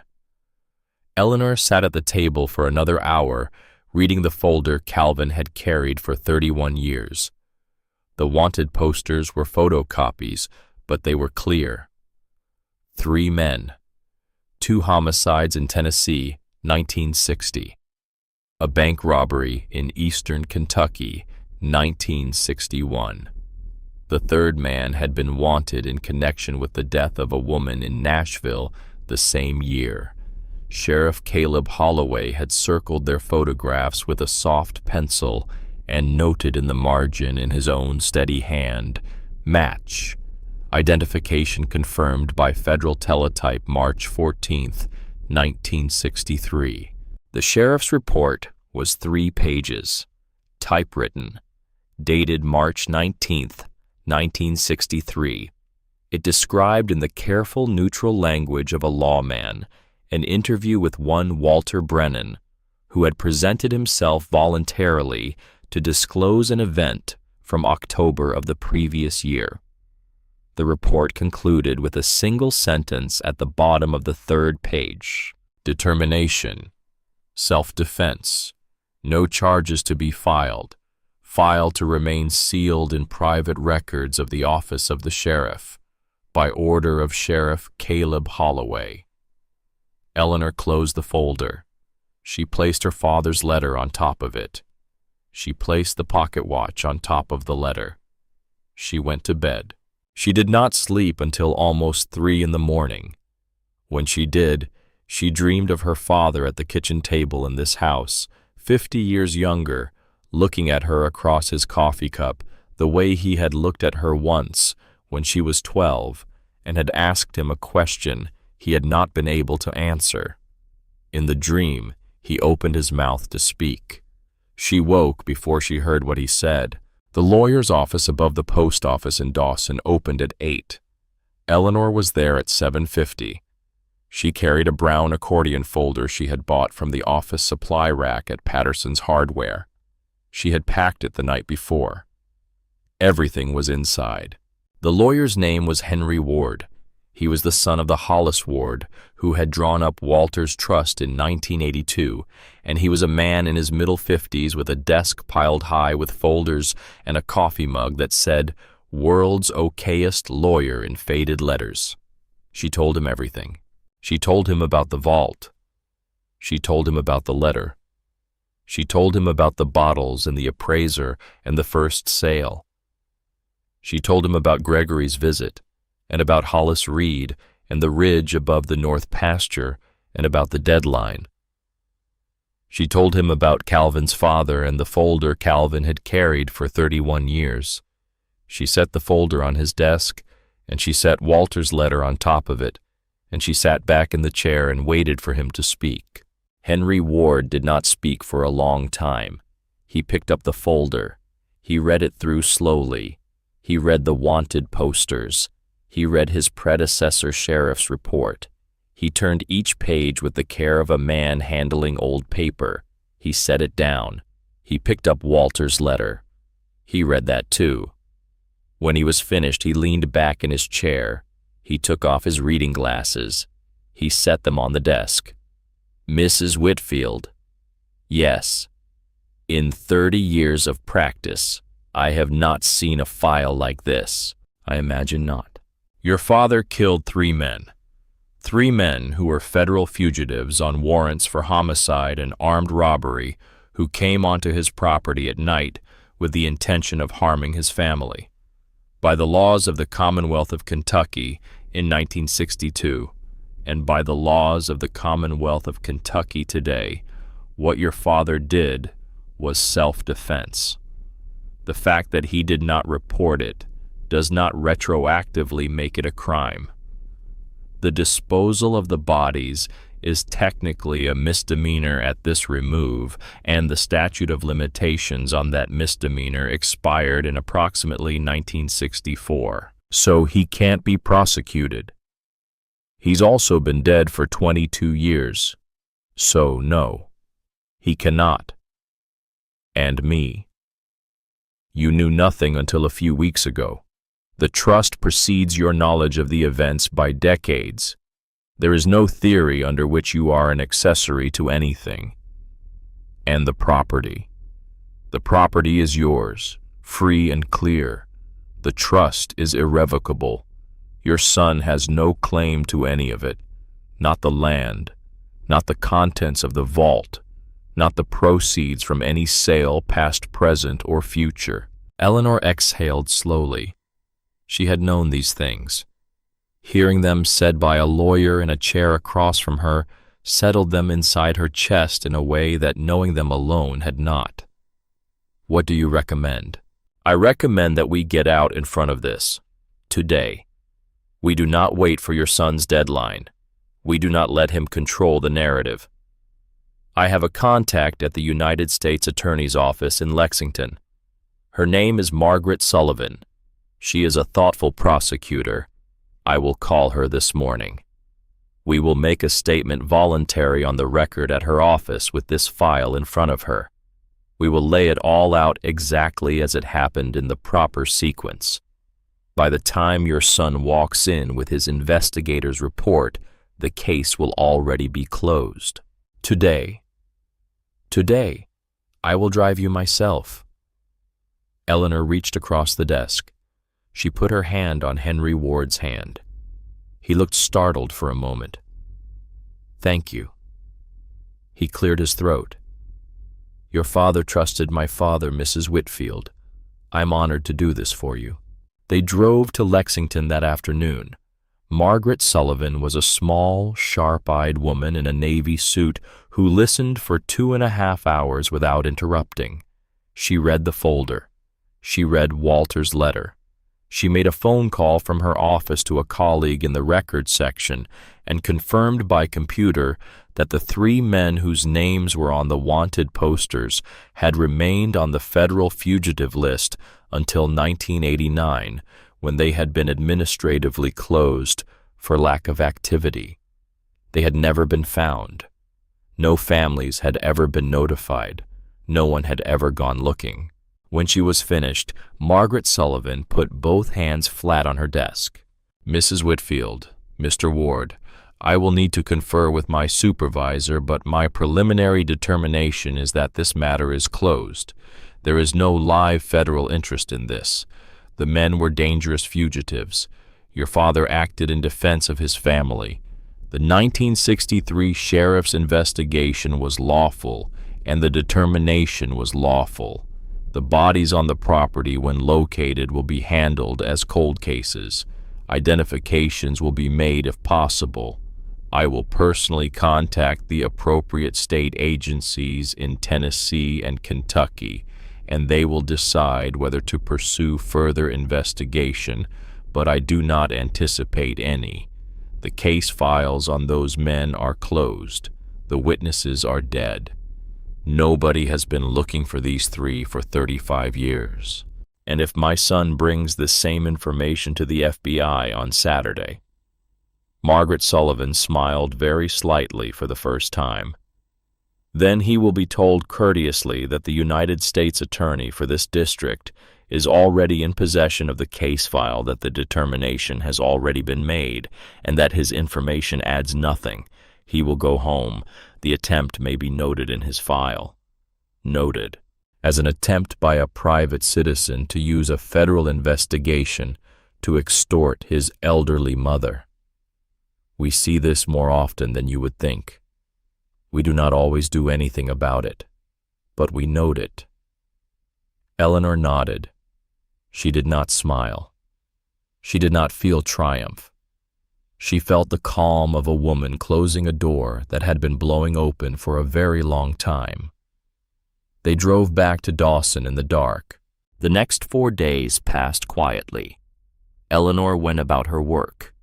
The roofer finished the porch. Calvin came over and they hung 2 new shutters on the front of the house. She drove to the grocery store in town. She wrote letters to 2 more collectors the appraiser had connected her with. She did not call Gregory. She did not call Diane. On Saturday morning, Gregory came back. This time he brought a lawyer. The black sedan came up the drive at 9. 2 men got out. Gregory in the same charcoal suit. Beside him, a younger man in a dark overcoat carrying a leather briefcase. The lawyer's hair was slick. His tie was pinned with a small gold bar. Eleanor met them on the porch. She did not invite them in. "Mom," Gregory said, "this is Daniel Carmichael, my attorney." "Mr. Carmichael." "Mrs. Whitfield, we're here to discuss a settlement that will avoid considerable difficulty for everyone involved. I think you understand the gravity of the situation. My client has provided me with a file regarding the property on which we are now standing. We believe a sensible discussion is preferable to the alternative." Eleanor looked at him. She had spent her career standing in front of 7th graders. Lawyers in dark coats did not impress her. "Come in." She opened the door. She led them through the house to the kitchen, the same kitchen where she had read her father's letter for the first time, the same kitchen where she had laid out her papers 4 nights before. She had cleared the table. On its bare wood, she had placed 3 things in a neat row: the folder of wanted posters, the 1963 Sheriff's Report. A letter on United States Department of Justice letterhead, signed by Margaret Sullivan 2 days earlier, confirming in formal language that the matter of the disappearance of 3 named federal fugitives in 1962 had been reviewed by the United States Attorney for the Eastern District of Kentucky, that the actions of one Walter Brennan had been determined to be self-defense, that no charges were pending, and none would be brought, and that the file was now closed. Daniel Carmichael saw them as he sat down. Eleanor watched his face. She watched the lawyer's eyes move down the row item by item. She watched him understand. He understood faster than Gregory did. Lawyers always did.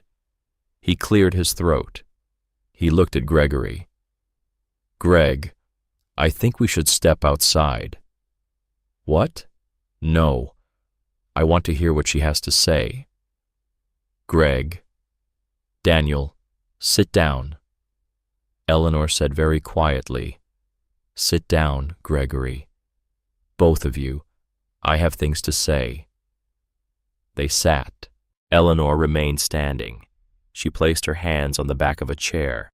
"Gregory, you came onto my property a week ago and you tried to extort me. You used the memory of my father, a man who lived poor for 40 years, to keep you safe as a tool to threaten me. You hired a man to walk on land that does not belong to you.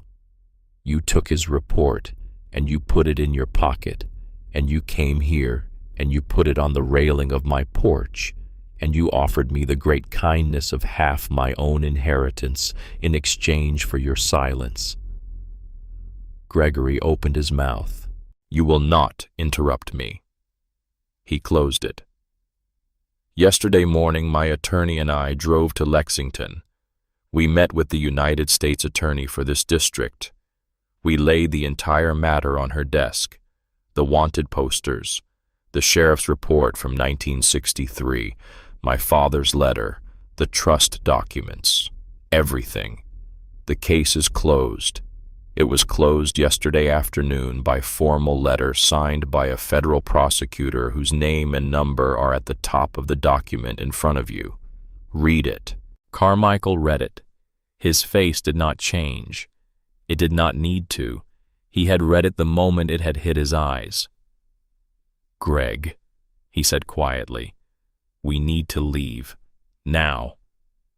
"No, Mom, you can't just—" "I have done it. The file Mr. Reed put in your hand is worthless. The leverage you thought you had does not exist. It never existed. It was never yours to use. It was always mine."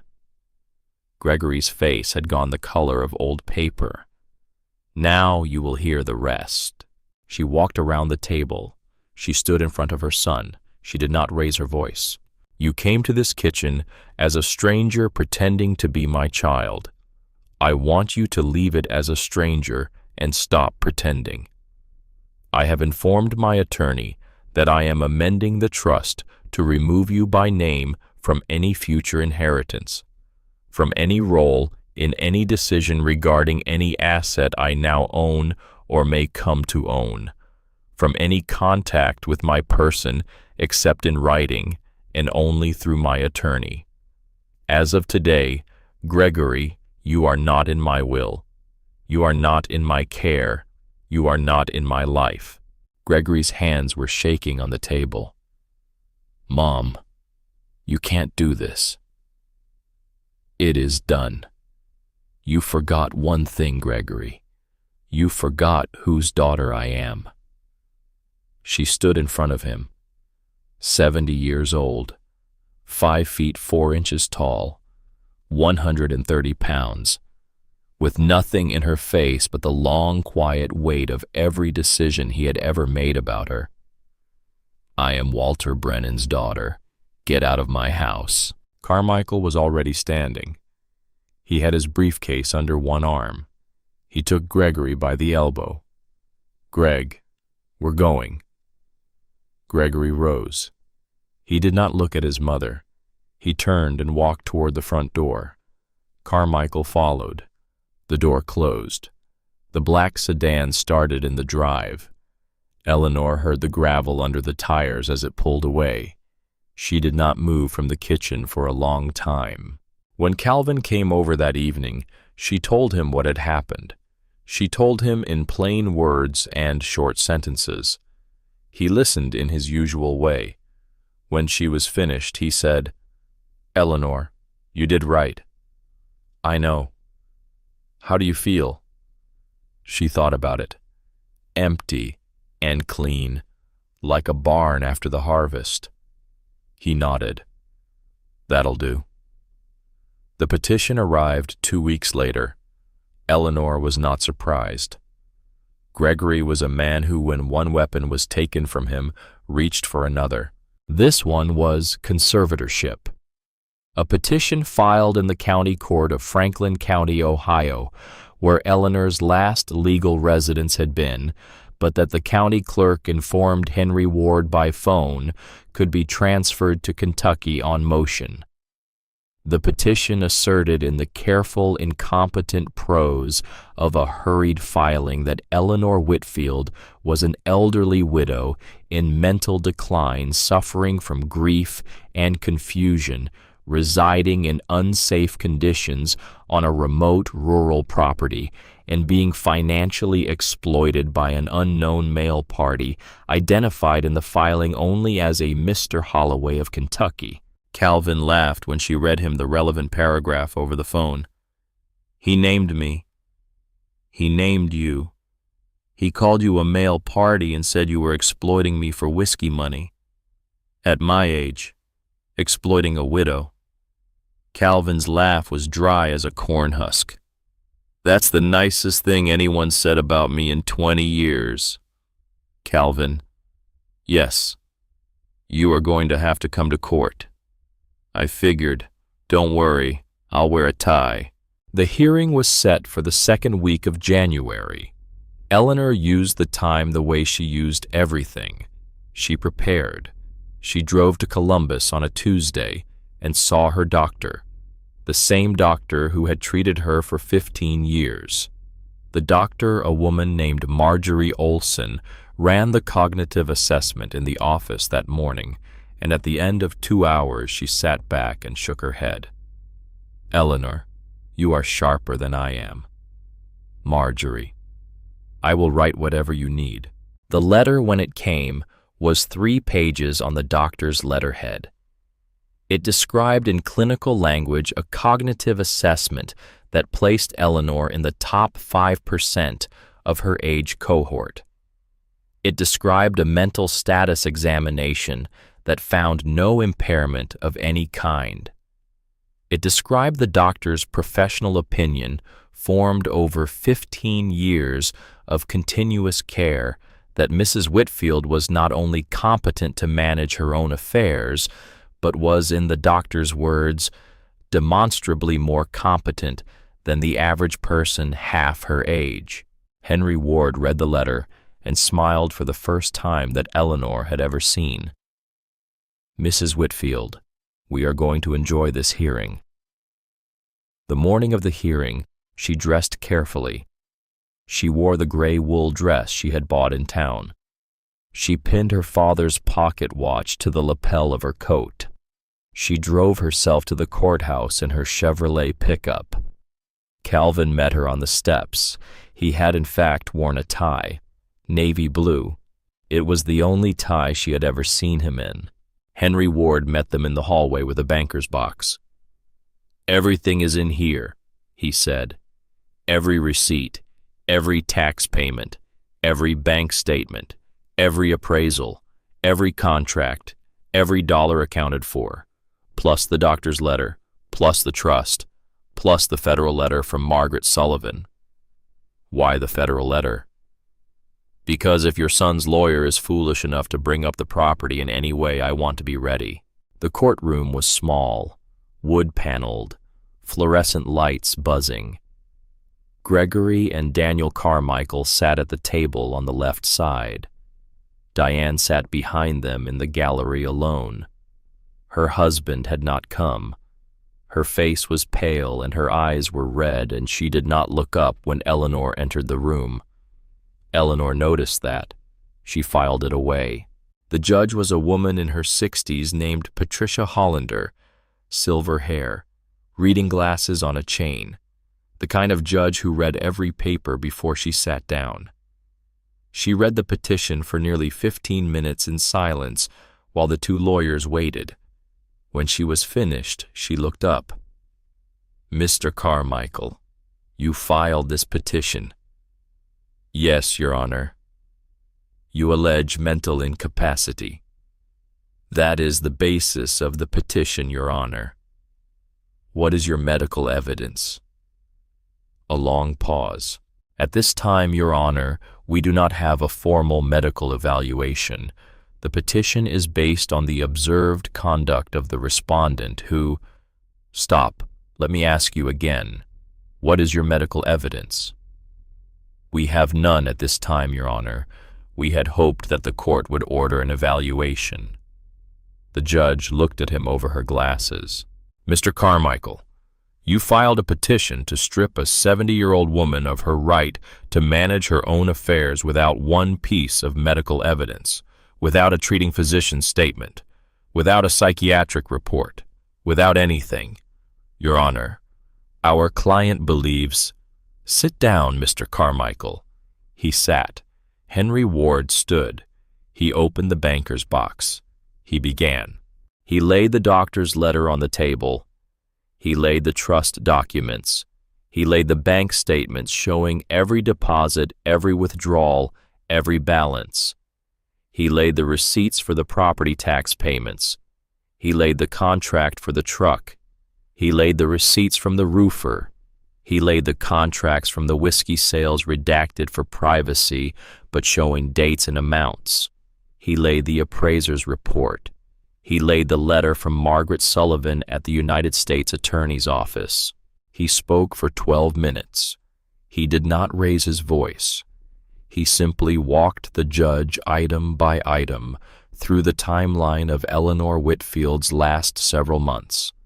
The arrival in Kentucky with $47, the repair of the property, the discovery of inherited assets on the trust property, the lawful sale of those assets, the payment of taxes, the opening of bank accounts, the maintenance of every record in proper order, the federal review of the entire matter and its determination that no charge